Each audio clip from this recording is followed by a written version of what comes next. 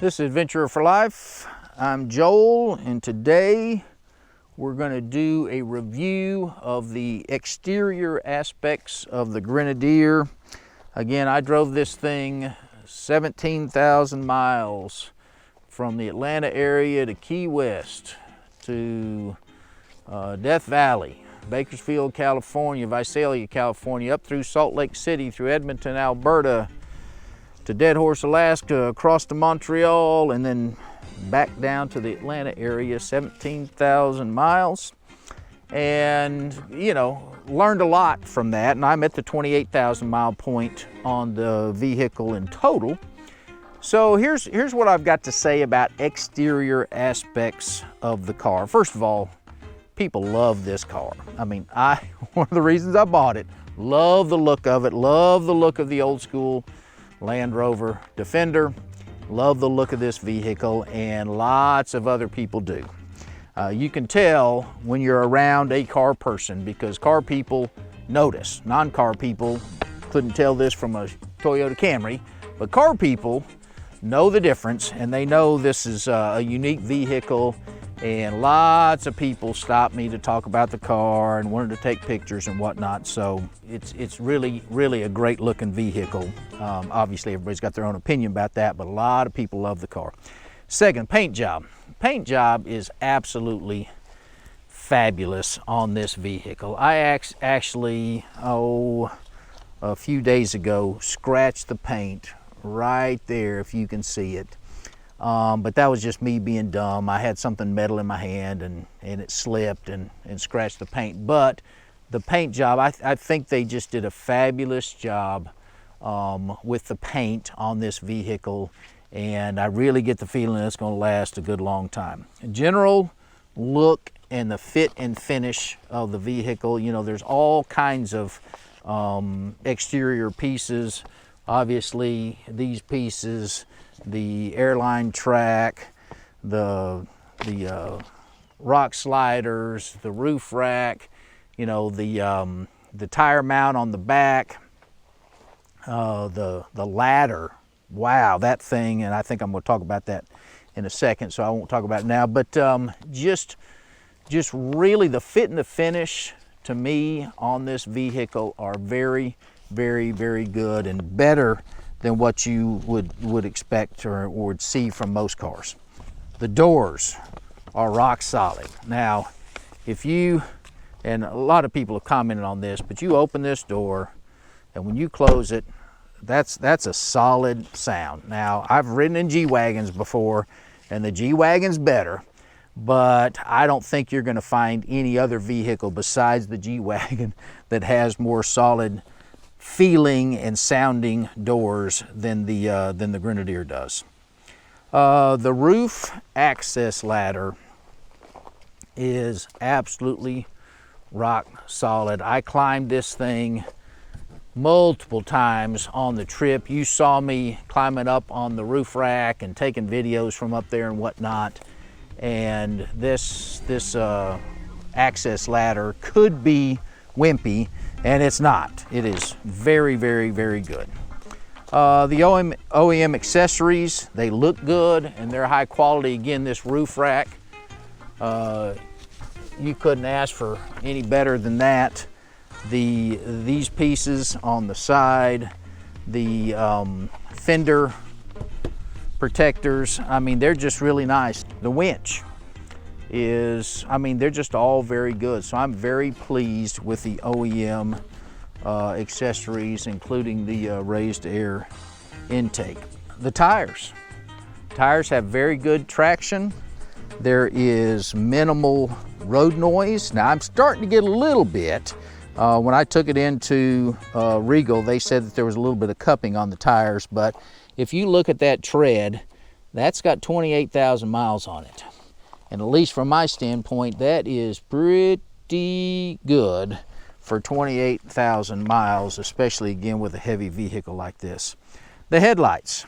The headlights are quite good as far as, you know, when you're driving at night, you don't have to have the brights on all the time. The standard headlights do very well if you need the brights. the brights are very good and give you more visibility also. Side mirrors. These side mirrors, very happy with them. They give you good visibility down the side. It's just very pleased with them. And you may think this is a silly thing, but the windshield wipers. That's important when it's raining. It's important when you're getting a bunch of bugs splattered on your windshield that you can get them cleared off. And the windshield wipers are very good. By the way, you remember Warner told me that they had some better windshield wipers that they put on. Did I notice any difference? No, but maybe they're gonna last longer, who knows. All right, how about the not so good? Well, first thing on the not so good with the exterior is the windshield.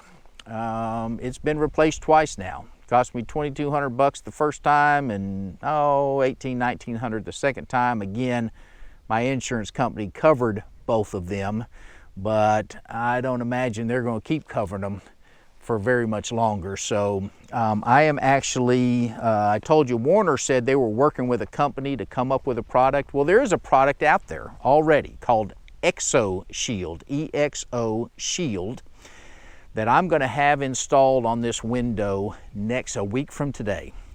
So I'll let you know how that goes. It goes on the outside. You know, how much of a problem is that going to be with the windshield wipers, or the windshield wipers going to cut it, blah, blah, blah. I don't know. It's supposed to cost, I think, $395. And a lot of Jeepers put it on their vehicles because they have the same problem, and it's gotten pretty good reviews. So you may want to check that out, EXO Shield. The windshield also is very bug prone, and you may think I'm being whiny for saying this, but you know, for the same reasons that it's crack prone, it takes rocks. If you go through an area with bugs, man, they just pepper this windshield. The rear 1/3 and 2/3 doors, and you've heard this 1,000 times, but again, I'm doing a full review. They just, you pretty much got to open them both every time. Now, does that bother me? No, but you know, whatever they said, positive features they said about it, and one of them is they wanted to be able to sell this vehicle as a utility vehicle in Europe, so they wanted to be able to put a European pallet in here, and it's nice that the doors, you know, you've got a square opening there, so that's good. But you know, you do pretty much have to open both of them every single time.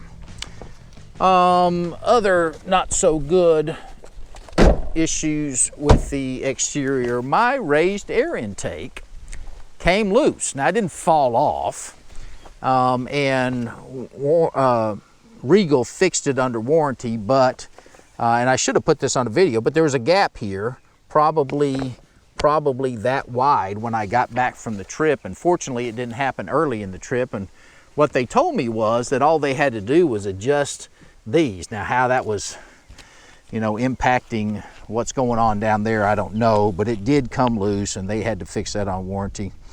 The raised air intake, back to bugs for a second. If you think that windshield catches bugs, this thing catches bugs like crazy. And part of the reason I'm saying this is I drove across Alaska and Canada, and there were lots and lots and lots of bugs. You know, if you weren't driving in a buggy area, you wouldn't notice. And then finally, the rock sliders. You've heard me say this before. They need a step. You know, I end up bunny hopping into the vehicle every time I get in. I put my right leg up into the seat and then kind of just do a little hop with my left foot, which is fine. But it really needs a step, and there are some people in the aftermarket working on that, and so I'm pretty sure I'll be swapping out my rock sliders at some point. So, you know, all in all, the exterior, very, very pleased with it. I think Ineos did a great job. It's not perfect, just like every vehicle, but I think they did a great job, and I'm quite pleased with things on the exterior. All right, next week we will do a review of the interior, and I'll see you then.